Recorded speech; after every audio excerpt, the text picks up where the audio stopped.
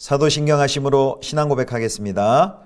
전능하사 천지를 만드신 하나님 아버지를 내가 믿사오며 그 외아들 우리 주 예수 그리스도를 믿사오니 이는 성령으로 잉태하사 동정녀 마리아에게 나시고 본디오 빌라도에게 고난을 받으사 십자가에 못 박혀 죽으시고 장사한 지 사흘 만에 죽은 자 가운데서 다시 살아나시며 하늘에 오르사 전능하신 하나님 우편에 앉아 계시다가 저리로서 산자와 죽은 자를 심판하러 오시리라.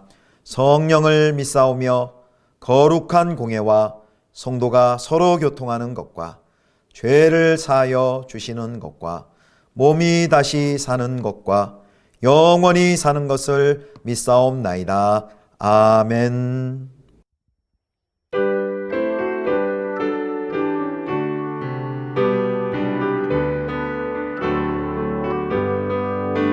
참 반가운 성도여 다 이리 와서 베들레헴 성 안에 가봅시다.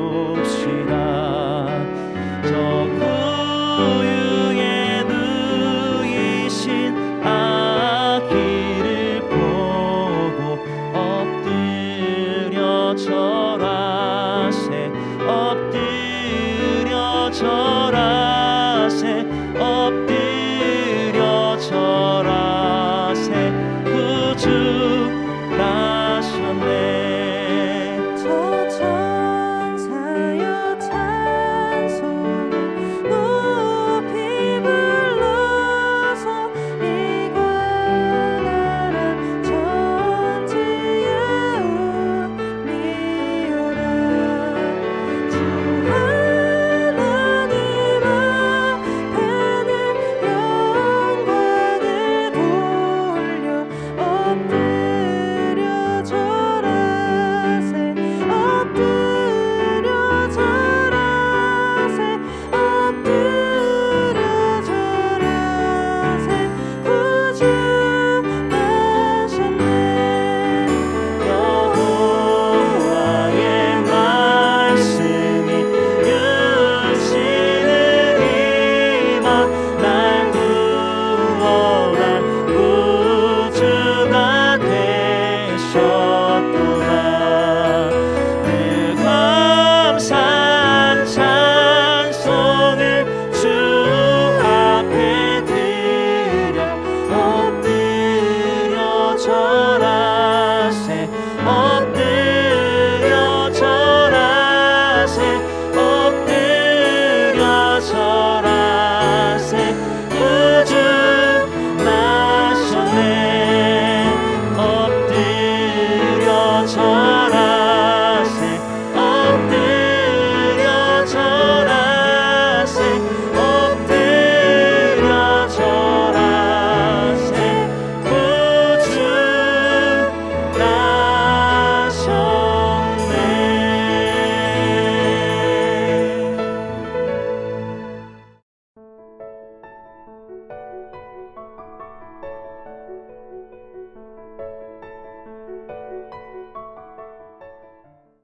이스라엘에 왕이 없을 그때에 에브라임 산지 구석에 거류하는 어떤 레위 사람이 유다 베들레헴에서 첩을 맞이하였더니 그 첩이 행음하고 남편을 떠나 유다 베들레헴 그의 아버지의 집에 돌아가서 거기서 넉 달 동안을 지내매 그의 남편이 그 여자에게 다정하게 말하고 그를 데려오고자 하여 하인 한 사람과 나귀 2마리를 데리고 그에게로 가매 여자가 그를 인도하여 아버지의 집에 들어가니 그 여자의 아버지가 그를 보고 기뻐하니라. 그의 장인 곧 그 여자의 아버지가 그를 머물게 하매 그가 3일 동안 그와 함께 머물며 먹고 마시며 거기서 유숙하다가 넷째 날 아침에 일찍이 일어나 떠나고자 하매 그 여자의 아버지가 그의 사위에게 이르되 떡을 조금 먹고 그대의 기력을 돋은 후에 그대의 길을 가라 하니라.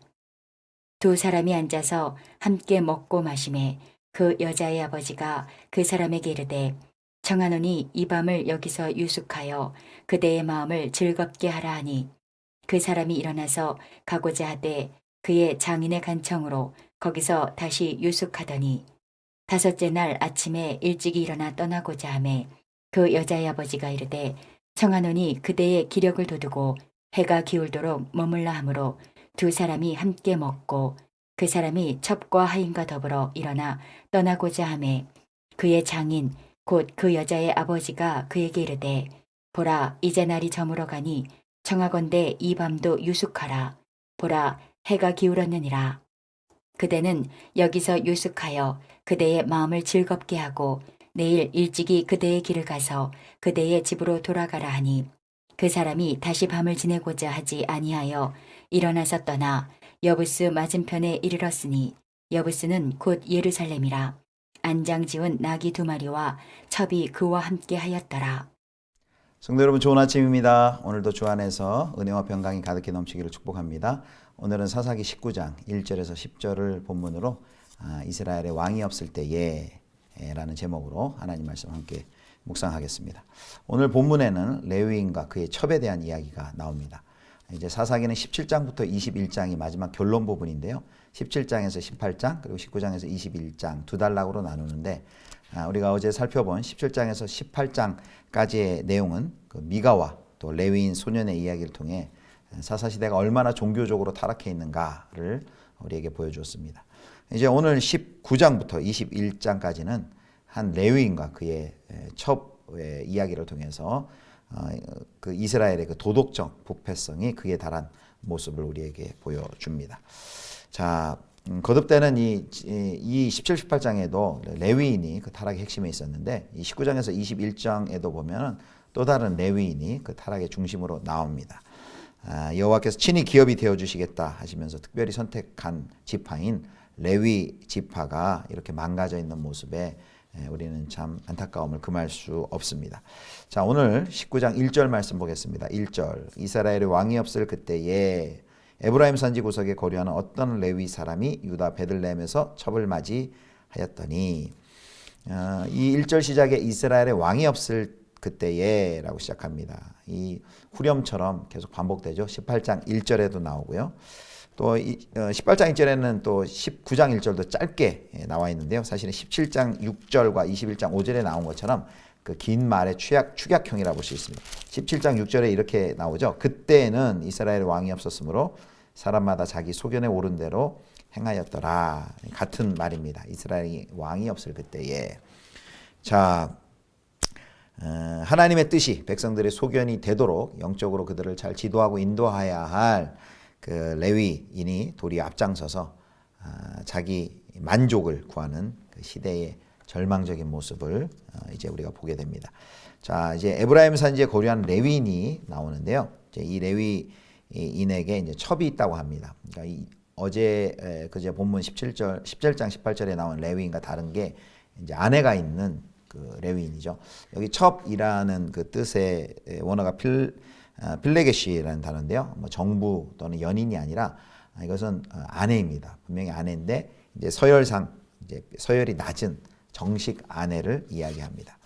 그래서 구약에서는 주로 왕들이 첩을 거느렸죠. 그리고 첩을 거느린다는 것은 부와 지위의 상징이었습니다. 그런데 레위인이 첩을 거느린다는 것은 부와 지위의 상징인 첩을 거느린다는 것은 여러 가지 시사하는 바가 큽니다. 이 레위인은 지금 첩과 불화하여서 별거 중에 있습니다. 자, 2절 읽겠습니다. 2절입니다. 그 첩이 행음하고 남편을 떠나 유다 베들레헴 그의 아버지의 집에 돌아가서 거기서 넉 달 동안을 지내매. 여기 2절에는 이제 그 첩이 행음하고 개역성경은 이랬는데요. 그 세번역 성경은 또 이렇게 번역했습니다. 그러나 무슨 일로 화가 난 그 여자는 그러니까 세번역 성경에는 이제 그 문제의 원인이 여자에게 있기보다는 그 레위인 남자에게 있는 쪽으로 이제 번역을 했습니다. 그래서 이제 4개월이 지난 다음에 그 여인을 데리러 가는 그 레위인의 모습을 보면 문제가 레위인에게 더 있지 않았나라고 우리가 또 추정해 볼 수 있습니다. 하여튼 분명한 것은 레위인에게 문제가 있었는지 또 여인에게 문제가 있었는지 그것은 해석이 좀 다르지만 분명한 것은 둘 사이에 불화가 있었고 그 불화로 인해서 지금 여인이 친정으로 돌아간 상태입니다. 그리고 이 레위인이 4개월 동안 아마 자기 아내가 돌아오기를 기다렸겠죠. 그런데 돌아오지 않자 그 여인을 데려오기로 하고 이제 길을 떠납니다. 처갓집이 있는 이제 베들레헴으로 내려가는데요. 자, 19장 3절입니다. 그의 남편이 그 여자에게 다정하게 말하고 그를 데려오고자 하여 하인 한 사람과 나귀 2마리를 데리고 그에게로 가매 여자가 그를 인도하여 아버지의 집에 들어가니 그 여자의 아버지가 그를 보고 기뻐하니라. 자, 자기를 떠난 그리고 친정인 베들레헴으로 도망쳐버린 자기 아내를 데려오기 위해서 이제 레위인이 베들레헴으로 내려갑니다. 이 레위인의 모습을 보면요, 하나님의 율법을 가르치는 그 레위인으로서의 그 삶의 청결성, 거룩성은 찾아볼 수 없고요. 어떤 여호와 율법보다 그의 관심은 자신의 그 필요와 욕구를 더 중요시하는 그런 모습을 볼 수 있습니다. 이 레위인은 지금 하나님과의 관계도 원만치 않고 또 사람과의 관계, 아내와의 관계죠. 관계도 원만치 않습니다. 사사시대를 사는 사람들의 인간의 그 전형적인 모습을 보여줍니다. 자, 이제 그 다음 단락에서는 이제 베들레헴 친정 장인을 만나고 환대받는 모습이 나옵니다. 친정 베들레헴에 도착한 레위는 장인의 환대를 3일간 받습니다. 이 3일간 환대하는 풍습은 그 당시 통상적인 환대의 기간이었습니다. 3일간 아주 지극정성으로 융숭한 환대를 합니다. 이제 4일째가 되었어요. 4일째가 되어서 이제 에브라임으로 이 레위인이 자기 아내를 데리고 돌아가려고 하자 이 장인이 강권합니다. 그러지 말고 더 푹 쉬고 하루 지나서 다음날 가라 이렇게 합니다. 그래서 그 말을 받아들여서 이제 머물죠. 출발하지 않습니다. 이제 다섯째 날도 이 장인이 또 강권합니다. 이제 오후가 되고 날이 저물어 가자. 그러지 말고 더 자고 가라. 더 쉬고 가라 이렇게 말합니다. 왜 이리 장인이 사위를 잡는지 뭐 구체적인 이유는 나오지 않습니다. 지금 딸과 별거했었고 헤어져 있었으니까 좀 사위의 마음을 좀 풀어주려고 한 건지 사위의 마음을 달래기 위함인지 아니면 뭐 또 다른 이유가 있는지 자세한 것은 나오지 않습니다. 그런데 이렇게 눈에 띄는 대목은요. 지금 이 장인과 사위가 서로 간만 대화하고 있죠. 여기서 그 여인이 전혀 등장을 하지 않고 여인은 침묵하고 있다는 것입니다. 아무런 관심이 없습니다. 올 때 원래 19장 3절에 보면은 이렇게 되어 있죠. 그의 남편이 그 여자에게 다정하게 말하고 이렇게 되어 있습니다. 다정하게 말하고 그를 데려오고자 하여. 그래서 그 여인을 생각하고 데려왔는데 여인은 지금 사실 대화에도 나오지 않고 안중에도 없는 것을 볼 수 있습니다. 자, 그래서 5일째는 드디어 이제 더 너무 늦어졌기 때문에 이제 이 레위인이 출발하려 합니다. 그런데 문제는 이 저녁이 다 되어 가는데 오후 늦게 출발을 하는 것이죠. 그래서 지금 출발한 베들레헴에서부터 약 10km가 떨어진 여부스, 지금 예루살렘이죠. 여부스를 향해서 가고 10절을 보면 그 도착을 이야기합니다. 10절입니다. 그 사람이 다시 밤을 지내고자 아니하여 일어나서 떠나 여부스 맞은편에 이르렀으니 여부스는 곧 예루살렘이라. 안장 지운 나귀 2마리와 첩이 그와 함께 하였더라. 이게 너무 늦게 출발해서 그런지 이미 여부스에 도착했을 때 날은 저물었습니다. 그러니까 이게 해가 지기 몇 시간 전에 이렇게 출발한 것은 사실 잘못된 결정이었죠. 왜냐하면 그 당시 여행할 때 그 험한 길을 베들레헴부터 에브라임까지 그 험한 길을 가기가 쉽지 않고 더군다나 늦은 밤에 간다는 것은 어떤 강도나 그리고 짐승의 위험에 노출되는 일이었습니다. 이 레위인의 결정을 보면요, 장인의 호의는 잘 못 물리칩니다. 그러다가 이제 다섯째가 돼서 너무 이제 늦어졌다 하고서 이제 출발하는데 가려면은 아예 자고서 그 다음날 아침에 출발을 하든지 해야 되는데 그냥 그 늦은 오후에 출발하는 그런 모습을 봅니다. 그리고 이런 그의 결정이 이제 내일 우리가 살펴보겠지만 그러니까 이스라엘 전체에게 가장 큰 사사기 시대에 가장 큰 비극을 안겨주는 단초가 되고 맙니다. 출발 시점을 정할 때는 너무 충동적으로 정하는 그런 모습을 결정하는 모습을 우리가 봅니다. 오늘 우리 본문을 통해서 우리 19장 1절에 시작할 때에 이스라엘의 왕이 없을 그때에 라고 시작했는데요. 자기 소견에 옳은 대로 행동하는 시대, 자기 뜻대로 살던 그 시대, 왕이 없던 그 시대에 이제 가장 비극적인 사건을 이제 내일 우리가 맞이하게 됩니다. 하나님을 왕으로 모시지 않고 자기 마음대로 자기 뜻대로 결정할 때 우리의 삶 가운데 결코 행복할 수가 없습니다. 오늘 본문을 통해서 그래서 다시 한번 우리가 우리의 삶의 주인이, 우리의 삶의 왕이 누구신지 다시 한번 우리가 확인해 보았으면 좋겠습니다. 왕이신 하나님 높임을 받으소서. 왕이신 하나님을 다시 한번 우리 인생에, 우리의 삶에 보좌에 앉히시고 그 하나님의 주권과 통치가 우리의 개인의 삶과 가정과 또 모든 관계와 재정과 시간 모든 삶의 영역을 다스려 주시기를 하나님께 다시 한번 기도하는 또 오늘 하루가 되었으면 좋겠습니다. 다 같이 기도하겠습니다.